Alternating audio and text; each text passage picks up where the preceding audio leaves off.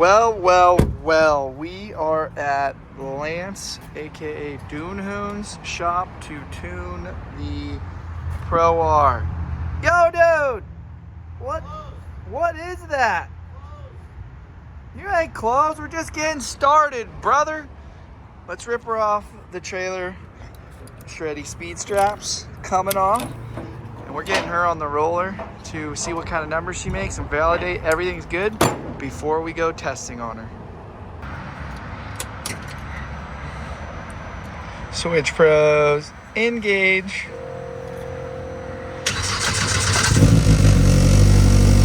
Two-wheel drive. We're gonna put her in race mode. We're gonna pull her off the trailer.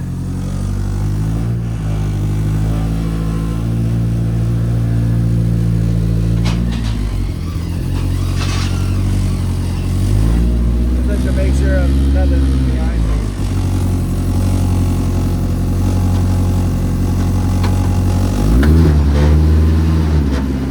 Get her pulled in here, strap her down, hook up the LHP tuner and shit.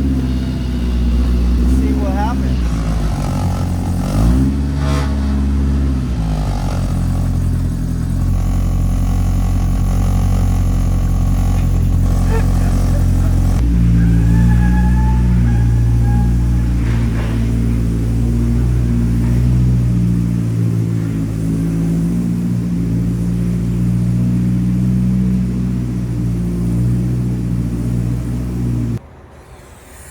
What are we doing today? What are we using? Are you excited to see me? That's an old one, I know. Yeah, it's an old one. We've already done this before. It's been running. It's in a new chassis now. There's some differences there. So I think we're just turning off check engine lights or something and probably verify the exhaust. It should be a pretty good day or evening. Let's hope so. I mean, we've had those days, but we've also not had those days. It's been a 50-50 with you. A lot of times it comes ready to go, but then we just change things along the way. What do you think about that, Brock? Fix it, hopefully, tune it, fine, everything, fine tune. Fine tune. Fine tune. We got the RPM exhaust now on there with a header that's very similar, a little different tri-Y setup versus the stock. It still has a little drop right off of the front of the exhaust manifold, which was designed by someone very high up, supposedly for Polaris. And then we also have a MagnaFlow muffler. Was the exhaust this long before? The header wasn't that long, right? Kind of jumped into the muffler. Header was very similar in length, but this one has a little bit longer tri-Y setup right here. So it has a little bit longer primaries into the tri-Y, or dual Y. Tri-Y, no, it's a tri-Y still, because there's 1, 2, 3. Try 3. We can count today. That's good. That's good. It's a good start anyway. And then I have another O2 sensor bung right there if you want to plug into that one. Yep, thank you. Okay. Got we that. We want to have some kind of We bung got that. in the exhaust, not too far from the collector. That's good data. This doesn't have like extreme cams or anything, so I'm sure Stock. if it was in the back, it'd be okay. When you get to something with extremely large cams with a lot of overlap, we'll get a diluted air fuel signal there.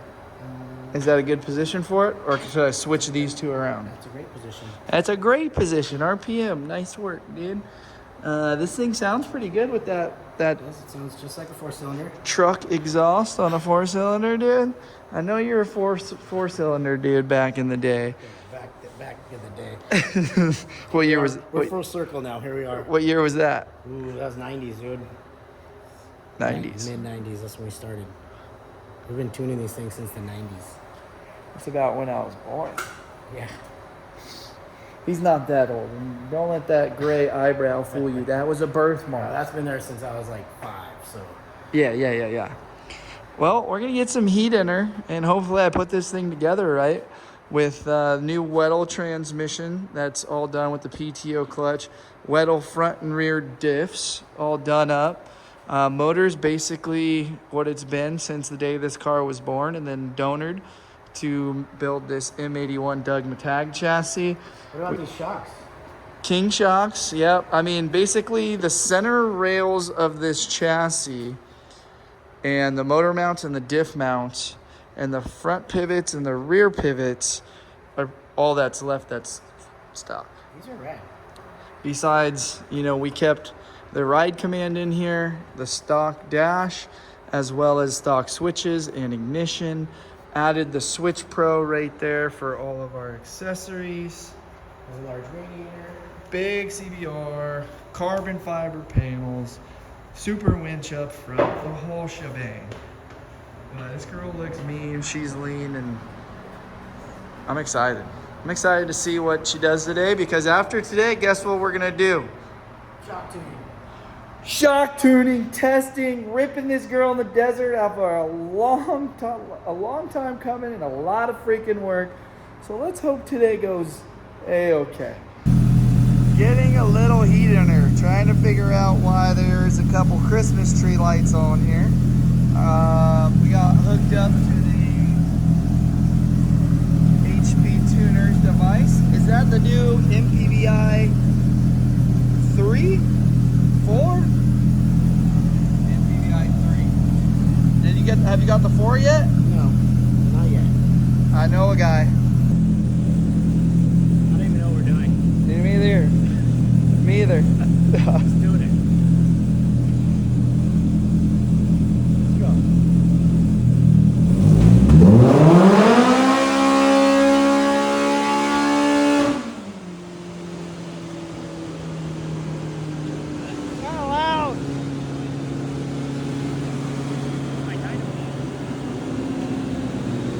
Oh my Lanta.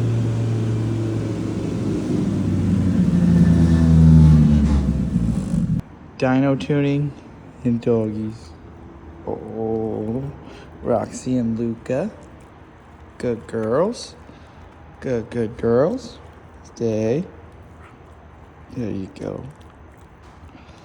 Both 2 rescue dogs. And this man just doing the world, making the world a better place. Maybe. Yeah. Oh, good girl. Roxy and Luca on this go around, and it's round 2. It's round 2. Round 2. So, I forgot to unlock the other ECU. 2 cars pre-runner, I guess I put the spicy tune. Well, we were testing, at that time, this was new. I think this might have been, 2 years ago? 2 years ago? Yeah. Not that? Maybe 3. It was a while ago. Yeah. So we were testing some ECUs that Harry had, and then we were doing some stuff. It was something I don't even remember what we did. I think we shut off. We're using HP tuners basically just to disable stuff and just get our AFRs right for the header that was on the car, which apparently the stock header is extremely efficient. So we are dialing in and getting connected to the computer right now. We're gonna turn off a few things like speed limiter, also the brake, trail braking, and a few other things just so. Basically the stuff you turn off or you need to get with the race car, just like with the factory ECU in a racing application. Yep, and another thing, obviously, since it's a race car, it's not a play car, we got coffee. We're getting jazzed, dude. Yep. We're going to lift some weights probably. Yeah. It's a beautiful day. The treadmill. It's a beautiful day. We might throw in some laps on the treadmill and, you know, do some squats. Actually, my back's not really that happy. Sunrise Fords right here. Salt Flats down here in Southern California. Chula Vista. We're going to warm this girl up. Get some credits loaded up on the MPVI 3 and start spinning some tires. Round 2. Let's do it. Unlock computer. All right, here we go. Getting him in the driver's seat. What? I can't reach the pedal. I'm gonna turn this on for the transmission pump. That way we're. Oh, okay, we're getting straight into it. All right, there we go, baby.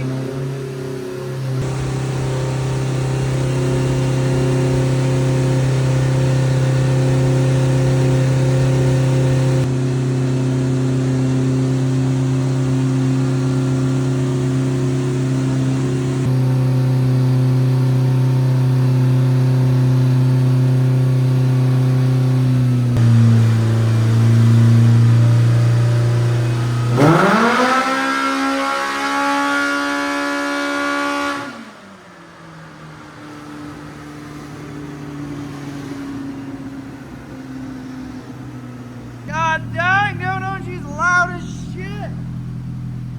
That Magnaflow exhaust is spicy. Now I know why you put freaking earbuds in. Yeah, those are noise little four-cylinder situation. Oh.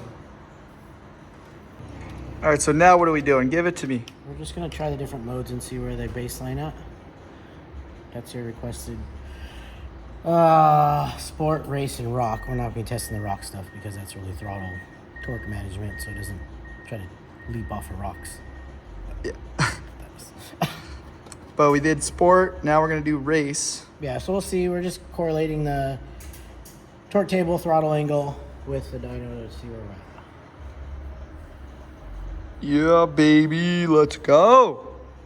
I mean, for a stock tune though, she's still made over 200 horsepower. No, 180 something. And sport? Yeah, not one. I think when we tune these, are some depending on what's on there, they're over 200, but it's a pretty optimized engine right out of the gate.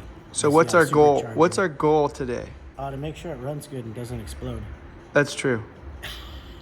Yeah, we're not getting too aggressive with this. If you're gonna run race fuel all the time, you can get aggressive. If you're gonna stay at 91, we don't know that 91 came out of the pump. You hit a button that said 91, you know what that really is. So it'll only get a little better with a little better fuel, but it'll still be safe. Yeah, it's endurance stuff. We're never trying to hurt anything. Yep, we got a lot of distance to cover. So we're mainly focused right now at high RPM.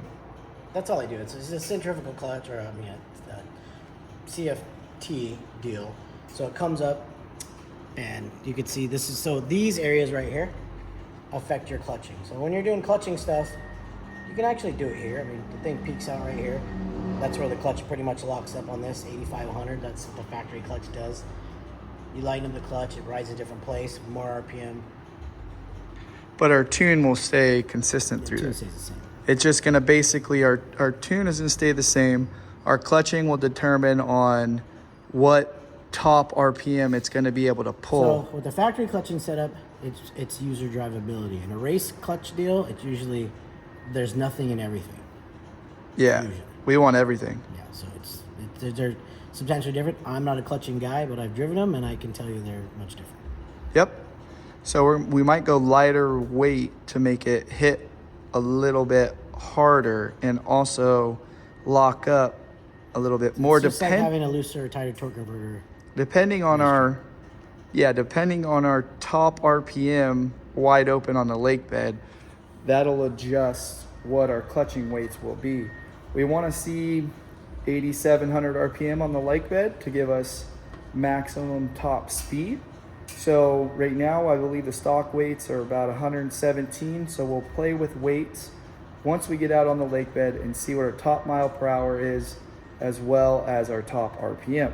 So those are what we're trying to get to jive after this in a real world desert scenario in 4-wheel drive.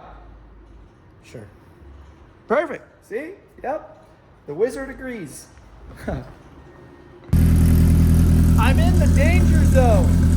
Like the danger zone. Like, look at this. Oh, baby. How's my hair? Flowing?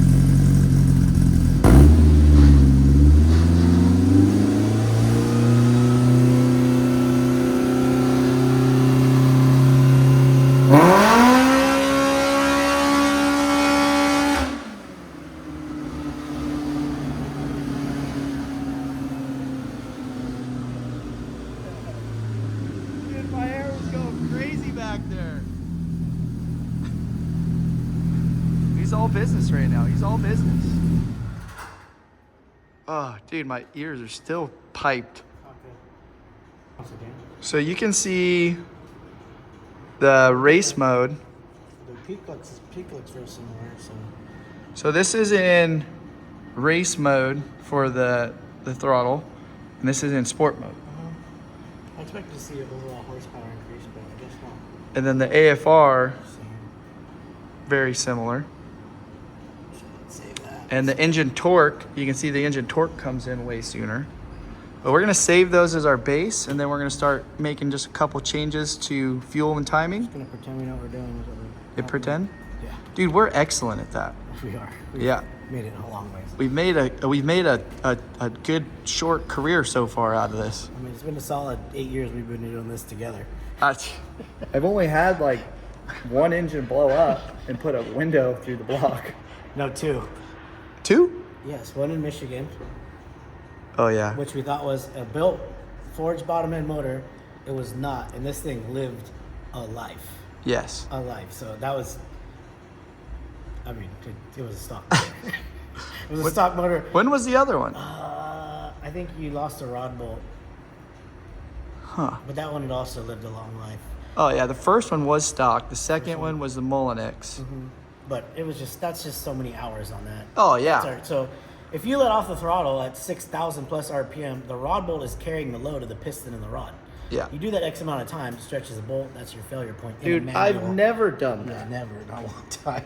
Never. So Yeah. we had talked about that one previously and said, this one is probably on borrowed time.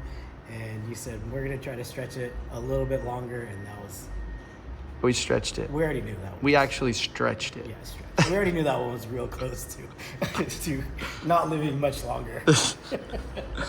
All right, time to make some changes. With these changes, what are you doing? Well, we're looking at the factory spark table and seeing what it does. So it looks like it comes up, rolls over a little bit. I'm curious what this will do. So we'll probably add 2 degrees right here and we'll just see what it does. 2 degrees of advanced timing. So it looks like it peaks out at 7,500-ish and then probably rolls over the timing. That's factory stuff to keep it there, get there, and then roll over a little bit. But add a Okay, little so bit we're gonna more. start with timing and then start maybe adding a little I mean, fuel. The fuel looks pretty good as it is. Yeah? Yeah, I wouldn't change that. Okay. If dude, you are the wizard. You know what you're doing. I'm just I mean, here for you. they've stayed together. Yeah? True. We haven't broken one of these. Good job, Polaris. Don't speak too soon. So turning off, a bunch of the parameters and stuff and or some of the evap stuff, once we had this computer unlocked, took us a couple minutes. Yeah, it was easy to do all Just that stuff. bing, bing, bing. We even got to this call tune's just like Gideon and it say, tune's what's like a up? factory ECU for GM stuff. I mean, these look very similar to a GM layout. Ford is different, but it's a VE table and a spark table. Now, there's less stuff here than a GM computer because we don't have as many multiple tables for one thing. I mean, it's just a spark and fuel table, basically a VE table and a spark table. Torque management, very similar to GM stuff. Makes it super easy to plug into. You plug into your laptop, plug into a connector that Polaris supplies for us, and we're off to the races. Well, there's an adapter. Yes. So you need this adapter right here. Yep. And that's the Polaris adapter. So we have these for Polaris and Can-Am. And yeah. Sweet. How do you get there? Simple, easy, not too overcomplicated. No. These also work with the water sport stuff, snowmobile stuff, all that stuff. Okay, yeah, that's actually a good point. Yeah. So these devices with this adapter works for water sports, snow. Yeah, one of the 2 adapters. So you have water sports, Sea-Doo stuff, BRP.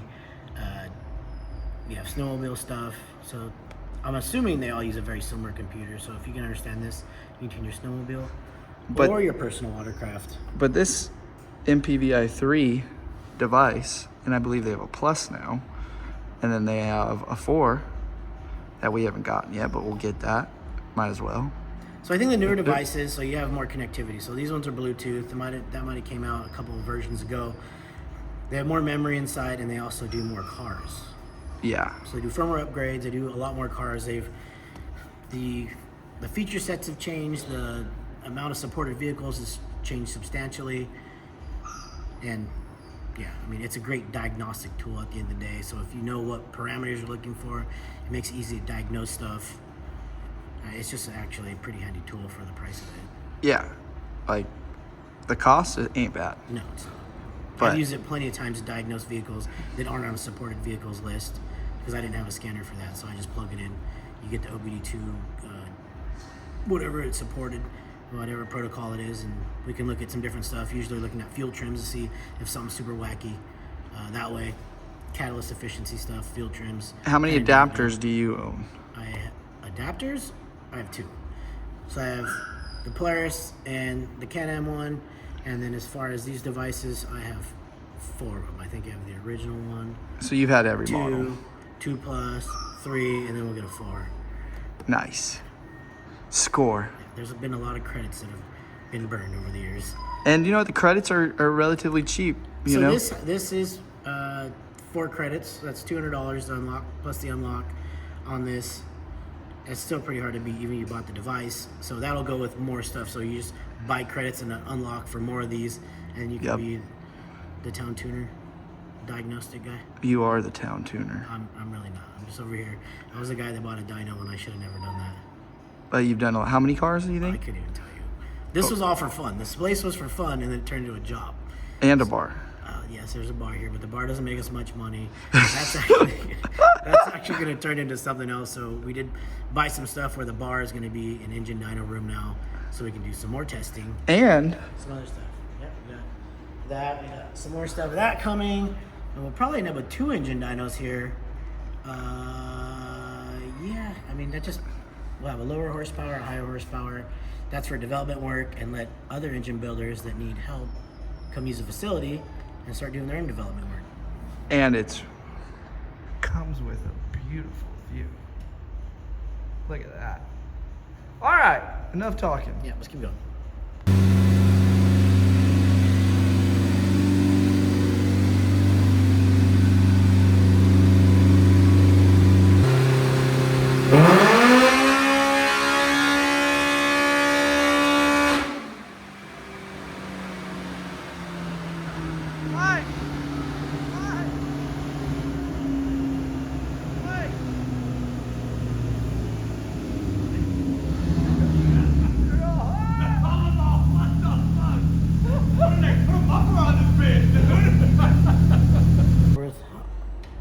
That was worth a whopping 5 horsepower. Let's actually read some spark plugs. 5 more horse? I mean, dude, you know, 5 is 5. 5 is 5. Give me 5. I mean, I was shooting for 6.9. Yeah, 6.9. And we added 2 degrees. Yeah, we added 2 degrees. Just to see what it's doing. So now adding 2 degrees, what exactly is that doing to all of it for those? We added 2 degrees only at the very top. So actually, if you look right here, how it carried a little further. Yep. That was our extra timing was right there. So it came up a little quicker and then carried a little further. Okay, yeah. So so you can see, boom, boom, boom, rolls boom. over, this one goes a little further. So. Gotcha. Our RPM. That's what we did. Our RPM lived a little longer too, or is that just because you held it a little longer? No, it's the same. Same. That's just the timing right there. Okay. Okay. I like it. I like it. We're getting somewhere. Pull some plugs out. We have some new plugs. Put some new plugs in there. We'll look at the straps. I mean, our fuel's fine. Yeah. So there's nothing major going on there. So it's not like we're not doing a whole lot. We're turning shit off. Yes. We're changing temperatures that the fans are coming on, and clearing some codes since we have new. Right. So there's no more check engine lights. Bingo. Evap, and the other one was Fuel sending unit. yeah. So we got rid of those. Just a little stuff you gotta do. You just gotta whittle your way through. It's a race car. Same pull every time. Same pull every time. Then in the desert, we're just gonna wring her neck. Yeah. Tomorrow. Tight. Yeah, that is tomorrow. New plug. Color is all the way down to the base. Yeah. Explain that. So we're looking at this little guy, and this is hot. Hang on. So we're looking for this guy right here. So that's probably, we could take some out, put some in, but that's about where you want it to be. So that's why I put a new plug in so we could read the strap. Made one pull. Yeah, I made 3 more horsepower. Sick. 3 more from the other Moors? Yeah. So we've done nothing but gone Moors in the right direction. Yeah, we got in the right direction, but we don't go too far either. So Yeah. Dude, you should have seen Mike jump behind the freaking Pro R when you goosed I'm it. gonna stand over here for the next one. Yeah. You guys knew it was gonna be loud too. Didn't tell me nothing. So I was like, I had no earplugs or nothing. I had paper towels in my ears. I guess he knows.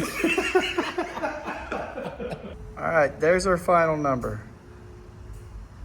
so much torque, dude. Look at that torque. God dang. Let's see if it'll edit. Edit these labels.